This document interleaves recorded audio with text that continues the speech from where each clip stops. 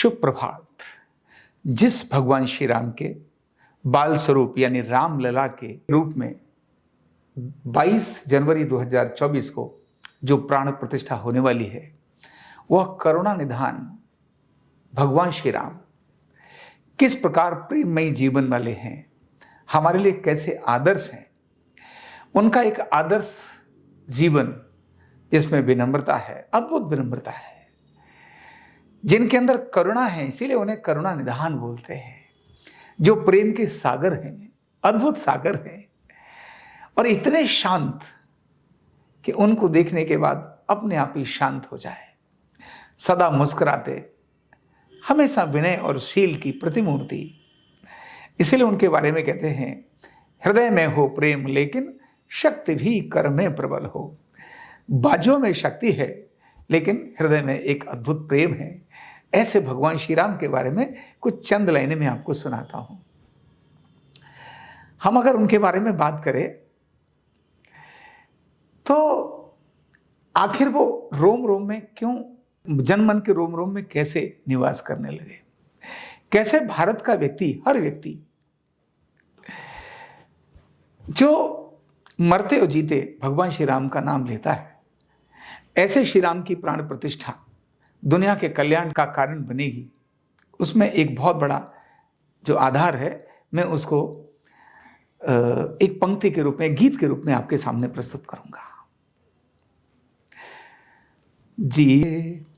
जीवन दीप जले ऐसा सब जग को ज्योति मिले। जीवन दीप जले इसी सत्य पर रामचंद्र ने राजपाट सब त्याग दिया। छोड़ अवध माया सी नगरी, कानन को प्रस्थान किया। कानन मतलब जंगल, यानी वन के लिए प्रस्थान किया। सुख वैभव को लात मार कर कष्टों का सहवास किया। सटरज व्यंजन त्याग जंगली, फल खाए सर नीर पिया। स्वयं कंटकों को चूमा, औरों के संकट दूर किए। जन्म सफल है उस मानव का, जो परहित ही सदा जिए। त्रसितों को सुरसर देने जो, हिमगिरि सा चुपचाप गले। जीवन दीप जले, जीवन दीप जले ऐसा सब जग को ज्योति मिले। जीवन दीप जले। भगवान श्री राम का जीवन एक दीपक की भांति हम सबके लिए जला, और कैसे कैसे जला। कितनी करुणा, कितना प्रेम, प्रेम के अद्भुत उदाहरण हमने सुने हैं। वह राजा जिसके घर में सब कुछ वैभव था, सब कुछ आनंद था, सारे दास दासियां, कितने सब कुछ थे, लेकिन दुखितों के लिए, जो त्रसित थे, जो कष्ट में थे, जो आतंकवाद से पीड़ित थे, जो निशाचरों से पीड़ित थे, उनके लिए राजपाट सब छाड़ दिया। कह सकते थे, अरे सारी जिंदगी तो मैंने पढ़ने में कहां लगा दिया, अब तो मुझे, ये मेरा वक्त है जीवन जीने का, और अब मुझे राजा बनने का वक्त है, तब फिर से मुझे जंगल में जाना है। मना कर सकते थे, लेकिन उन्होंने मना नहीं किया और चुना कि मुझे जंगल में जाना है। और वो भी कैसे? वलकल वस्त्र धारण करके। उन्होंने कभी प्रदर्शित नहीं किया कि मैं एक राजा का बेटा हूं। जिनके पास रहे बिल्कुल उन्हीं प्रकार, उन्हीं के बनकर रहे। इतनी सरलता। और देखिए जब वो जाते हैं, किस तरह से जाते हैं कि नदी पार करनी है, ऐसा एक व्यक्तित्व जिनके नाम को स्मरण करने से भव सागर पार हो जाता है। वह भव सागर पार जिसके नाम से स्मरण से हो जाए, जिसके नाम से पानी पर पत्थर तैर जाएं, ऐसा एक राजा का पुत्र भी, एक राजकुमार भी वन को जा रहा है और केवट से प्रार्थना करता है, भैया मुझे इस नदी को पार करा दो, मुझे उधर जाना है।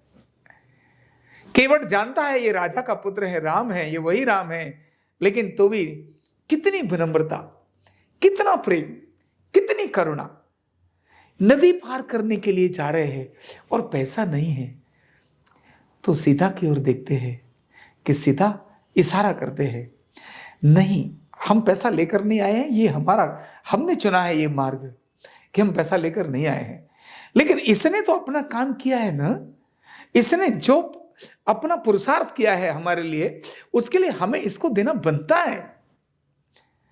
इसीलिए सीता को इशारा करते हैं और सीता जी उनकी तरफ देखकर समझ जाती हैं और अपनी अंगूठी मन मुदरी मणि मुदित उतारी, जो मणि की मुद्री थी उतार करके प्रसन्नता भाव से दे दी, लो प्रभु आप इनके ले लीजिए, और कहा लो अपनी उत्तराई ले लो। जो था वो भी सब दे दिया। किस लिए दिया? उन पीड़ितों को, उन त्रसितों के कष्ट दूर करने के लिए जा रहे हैं। और त्रसितों मतलब आतंकवादियों को सफाया करना है, लोगों के दिल को जीतना है। और कहते हैं ना उनके बारे में कि ऋषियों के द्वार पर जा रहे हैं और कहते हैं कि ऋषियों के घरों पर जाकर जाए जाए सुख दीन, सभी ऋषियों के द्वार पर जाकर सुख दे रहे हैं। क्या सुख दे रहे हैं? कुछ घर से तो लेकर नहीं गए जो सुख दे रहे हैं। क्या सुख दे रहे हैं? तो वो ऋषि जो साधना कर रहे हैं, वो ऋषि जो लोक कल्याण की बात करते हैं, वो ऋषि जो जन कल्याण की बात करते हैं, उन्हीं के लिए वो रिसर्च कर रहे हैं। ऐसे में राम उनके पास आते हैं और उनसे बात करते हैं, ये आतंकवाद का सफाया कैसे होगा, मुझे आदेश दीजिए, मुझे मार्गदर्शन दीजिए, इन आतंकवादियों को मैं सफाया कर सकूं। मैं आ गया हूं राजपाट छोड़कर और मैं सब, मुझे यही करना है। अब मुझे यहाँ की कठिनाइयां भी बताइए और मैं क्या सॉल्यूशन करूं, उसके लिए मुझे मार्गदर्शन भी दीजिए। ऋषियों को ये नहीं कहते मुझे शक्ति दीजिए, ऋषियों को ये नहीं कहते अपनी सामर्थ्य मुझे दे दीजिए। ऋषियों को कहते हैं, प्रणाम करते हैं, दंडवत प्रणाम करते हैं, समाज की समस्या पर चर्चा करते हैं और उसके लिए दूसरों को नहीं बोलते तुम समाधान करो, खुद होकर कहते हैं समाधान मैं करूंगा। जब इस प्रकार के वचन वो ऋषि लोग सुनते हैं तो अपने कष्ट भी कहते हैं, ये यज्ञ की समस्या है, ये यज्ञ की समस्या को सॉल्व करने के लिए आप आए हैं। आपको तो देखने के बाद ही हमको आनंद आ गया। आप वो जानते हैं ये परमात्मा है, वो जानते हैं कि भगवान का अवतार है, लेकिन फिर भी मानव रूप में जिस प्रकार से आए हैं और जिस तरह का डिस्कस कर रहे हैं, जैसी चर्चा कर रहे हैं, वो उनके सुख का बड़ा कारण बन रहा है।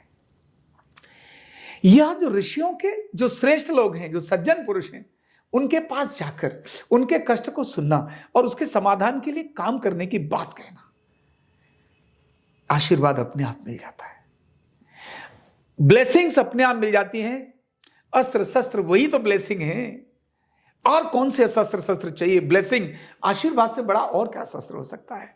इसीलिए ऋषियों के आश्रम पर जाकर सुख दिया, उनके कष्टों को दूर करने के लिए बात की, यही तो सुख हुआ। और यहां से जब वो आगे जाते हैं, एक राजा का पुत्र कह सकता है मुझे भोजन उसी प्रकार का चाहिए, लेकिन नहीं, जो उसको प्रेम करता है उसके लेवल पर जाकर कैसे जाकर बैठता है। वह एक भिलनी जो मार्ग में बैठी और देख रही है राम कभी तो आएंगे, उन राम को आने के बाद उनको देखते हैं और प्रणाम करके उसके उस आसन पर जैसा भी है उस पर बैठ जाते हैं। उसके पागलपन को देखते हैं, कितने स्नेह से वो मेरा अभिवादन कर रही है, और वो भूल गई इस बात को। वो ये समझ रही है कि मैं अपने भगवान को कैसे ऐसे फल खिलाऊं जो खट्टे न हो, कहीं कड़वे न हो, इसलिए खुद होकर चखती है। और वह उसके प्रेम को देख करके किस प्रकार से उस प्रेम में डूब जाते हैं, और डूबने के बाद उन्हें नहीं पता कि झूठे हैं, ये नहीं पता कैसे हैं। क्या करुणा है, क्या प्रेम है कि वो झूठे फल खाए जाते हैं, जिसको भगवान कहते हैं, जिसको राजा का एक पुत्र कहते हैं, जो क्षत्रिय है, अद्भुत शक्तिशाली है, कितना पराक्रमी है, झूठे बेर खा रहा है। यह भी तो कह सकता था मां कोई बात नहीं, हम खट्टे जैसे भी होंगे खा लेंगे, आप प्रेम से खिला रही हो खा लेंगे। नहीं, वो जो झूठे दे रही है उन बेरों को खाए जा रहा है, खाए जा रहा है, खाए जा रहा है। कितना अद्भुत प्रेम, कितनी करुणा। और इतना ही नहीं, अपने परिवार के लिए प्रेम तो करना किसी को भी आता है, दूसरों के लिए प्रेम करना यह सबसे कठिन काम है। जब वहां से आगे निकलते हैं और जब सीता का हरण हो जाता है, सीता का हरण होने के बाद जब जटायु मार काट करके कैसे भी तो संघर्ष करता है और सीता को छुड़ाने की कोशिश करता है, वो घायल हो जाता है। उस जटायु को जब मिलता है जटायु तो उसको गोदी में उठाते हैं, एक पुत्रवत उसका संस्कार करते हैं, उसके ऊपर एक स्नेह का हाथ फिराते हैं। अनेक सारे मरते रहते ना, क्या हुआ तुम भी एक मर गए, लेकिन नहीं, इसने समाज कल्याण के लिए काम किया है। सीता की जान बचाने के लिए सीता को हरण करने से पहले बताया है, ऐसा नहीं। ये ठीक है, लेकिन जटायु है ना, पक्षी है ना, उसको भी कितना अद्भुत प्रेम। और देखिए विनम्रता, जानते हैं सारी शक्तिशाली हैं। उधर जनक के दरबार में भी जब परशुराम बहुत क्रोधित है, बहुत गुस्से में है, मारूंगा, ये कर दूंगा, वो कर दूंगा, लेकिन उस समय भी परशुराम को विनम्रता पूर्वक प्रार्थना करते हैं, मैं राम हूं, आप तो परशुराम हैं। और कहते हैं मैं दास हूं, मैं आपका दास हूं। दास अपराध कर सकता है, आप देखिए, दास अपराध कर सकता है, क्षमा कर दीजिए मुझे एक दास की नाही, मैं आपका दास हूं, मैं आपका सेवक हूं, आप मुझे सेवक और दास की तरह से। और वो कहते हैं तुम दास बोलते हो, और वो उधर गुस्सा कर जाता है, तुम अपनी ऐसी बातें करते हो। यानी वो सब जानते, सारी पावर्स हैं, फिर भी विनम्रता, हमेशा विनम्रता के सामने क्रोध झुक जाता है। वह जो विनम्रता है, उससे पहले जनक बैठे और सारे लोग अपनी अपनी शक्तियां अपना लेते हैं, शांत बैठे हैं मुस्कुराते हुए धनुष को तोड़ने के लिए। ये सहजता है, अभिमान रहित है, लोक कल्याण की भावना है। अब इससे बड़ी करुणा क्या हो सकती है कि केवल लोक के लिए, जो मैंने गीत गाया ना, जीवन दीप जले ऐसा, जीवन दीप जलने के लिए गुरु के साथ घूमते घूमते जो हड्डियों का ढेर देखा, हड्डियों को ढेर देखने के बाद ही मन के अंदर बड़ी करुणा जागी। ये क्या हो रहा है मेरे समाज के अंदर? जो रिसर्च करने वाले हैं, अनुसंधान करने वाले हैं, जो सज्जन शक्ति है, जो त्याग की मूर्ति है, जो इस लोक कल्याण के कार्य में लगे, उन लोगों की हड्डियां इस प्रकार की हैं। उनको देखने के बाद जो मन में उनके जो विचलित हुए, वो उनके मन के अंदर जो एक भाव उत्पन्न हुआ, करुणा का भाव उत्पन्न हुआ, देशभक्ति का भाव का जो संकल्प जागा, उस संकल्प जागने से ही सहज रूप से उनके अंदर से निकल आया, निश्चरहीन करूं मैं निश्चरहीन करूंगा धरती को। यह संकल्प किस लिए जगा? लोगों के कल्याण की भावना होने के कारण ही जगा, लोक प्रेम के कारण ही जगा, व्यक्तिगत प्रेम के लिए नहीं, लोक प्रेम के लिए जगा। और अद्भुत अद्भुत, हनुमान क्यों उनके साथ जुट गए? हनुमान के जुटने का कुछ तो कारण होगा। ऐसा अतुलित बलधाम हिम शैलाभ देहम द्वनजमन कृशानम ग्राम नाम अग्रगण्यम सकल गुण निधानम वानराणाम दीशम रघुपति प्रिय भक्तम बात जातम नमामि। वो रघुपति का प्रिय भक्त कैसे बन गया? क्या देखा? तो ध्यान रखना, जो समाज की सेवा के लिए निकल पड़ते हैं, जो अपना सब कुछ छोड़कर समाज के लिए निकल पड़ते हैं, उनको हनुमान जैसे सहयोगी मिलते हैं, हनुमान जैसे पराक्रमी मिलते हैं, अतुलित बलधामम, ऐसे लोग मिलते हैं। और मित्र के प्रति प्रेम अगर देखना है, मित्र के लिए देखना है, तो श्री राम से देखो। सुग्रीव, जिनके पास जाकर हनुमान ने मित्रता कराई, और मित्रता होने के बाद उन्होंने कहा ठीक है हम मित्र हैं, अग्नि के साथ, पावक अग्नि को साक्षी मानकर जिनसे मित्रता की, तो कहा मित्र मैं पहले तुम्हारे लिए काम करूंगा, तुम बताओ, मेरा काम है लेकिन डोंट वरी, पहले मैं तुम्हारे लिए काम करूंगा। और उन्होंने जो जो कहा, यानी मित्र लव विदाउट कंडीशन, प्रेम बिना शर्त के, ऐसा अद्भुत प्रेम, मित्र के लिए प्रेम। जंगल में, पहाड़ में अपना निवास पता नहीं, मैं किसकिंदा पर उधर ही रहूंगा, मैं तुम्हारे वहां नहीं आऊंगा, राज्य में तुम्हारे में नहीं आऊंगा मैं, क्योंकि मैंने निश्चित किया है समाज कार्य करने के लिए, मैंने जमीन पर सोना ही निश्चित किया है। मैंने अभी जो नहीं था, अगर मुझे तो राजपाट के बिस्तर सेने में क्या दिक्कत थी, लेकिन नहीं, मैं यहीं सोऊंगा और यहीं उनको राज्य देकर सहज रूप से उनकी सारी पूरी प्रक्रिया को देखा और वहां तक किया। लंका जाना है, समुद्र बड़ा लंबा है, ऐसे तो शक्तियां अनेक हैं, ब्रह्मास्त्र भी है, लेकिन प्रकृति का जो जीवन चक्र है उसका पालन भी तो करना है, मर्यादा का ध्यान भी तो करना है। उस मर्यादा का ध्यान करने के लिए समुद्र देव से प्रार्थना की, हे समुद्र देव, इतना लंबा समुद्र, इतना लंबा रास्ता है, ये मेरी वानर सेना कैसे जाएगी, वो नहीं जा सकती, इसलिए हे समुद्र देव आप मार्ग दीजिए। शिव की स्थापना करके भगवान शिव को प्रार्थना की, समुद्र को भी प्रार्थना की, लेकिन बात नहीं बनी। उस समय उन्होंने अपना जो प्रकोप दिखाना था वो भी दिखाया, लेकिन पहले प्रकोप नहीं दिखाया, पहले पावर का यूज नहीं किया, पहले यूज किया अपनी विनम्रता का, अपने प्रेम का, अपनी श्रद्धा का, अपने समर्पण का पहले प्रयोग किया। शक्ति का मतलब ये नहीं है हृदय में हो प्रेम, शक्ति प्रबल चाहिए, लेकिन हृदय में क्या चाहिए, प्रेम। राम ने ये अद्भुत उदाहरण हमारे सामने प्रस्तुत किया है, और क्या इससे बड़ा उदाहरण होगा। सारे लोग लंका में जा रहे हैं, सारी वानर सेना इकट्ठी कर ली है, रावण जैसे बड़े जो आतंकवादी है उसके साथ युद्ध करना है, विजय निश्चित है, ये दृढ़ संकल्प मन में है, क्योंकि सारे साथियों के मन में है। लेकिन जिस लंका पर पराक्रम से विजय प्राप्त करनी ही है, जो ठान लिया है, ऐसा ठानने के बाद भी उस पर साम्राज्य करना तो बनता है। कौन देश ऐसा है जो किसी जमीन पर कब्जा कर ले और छोड़ दे, नहीं। लेकिन ये राम का ही आदर्श है। राम ने कहा मुझे लोक कल्याण करने का काम है, मुझे कहीं कब्जा करने का काम नहीं है। इसीलिए जब विभीषण उनकी शिविर में आए और आने के बाद उनका परिचय हुआ कि ये रावण के छोटे भाई हैं, तब उन्होंने उनको आसन दिया और कहा, हे लंकेश, यानी लंका के राजा तुम ही हो, लंका जीतने के बाद मैं राजा बनूंगा, ये नहीं बोला। इसलिए विधिवत राज्याभिषेक किया। यह मित्रता का परिणाम भी है। समाज के कल्याण के लिए लंका का संचालन, राज्य का जितना अच्छा तुम कर सकते हो उतना और कोई नहीं कर सकता, इसलिए तुम लंका को उधर देखो। और ये सारी बात के बाद उन्होंने उनको राजा बना दिया और स्वयं के लिए कहा, अपि स्वर्णमयी लंका न मे लक्ष्मण रोचते, जननी जन्मभूमिश्च स्वर्गादपि गरीयसी।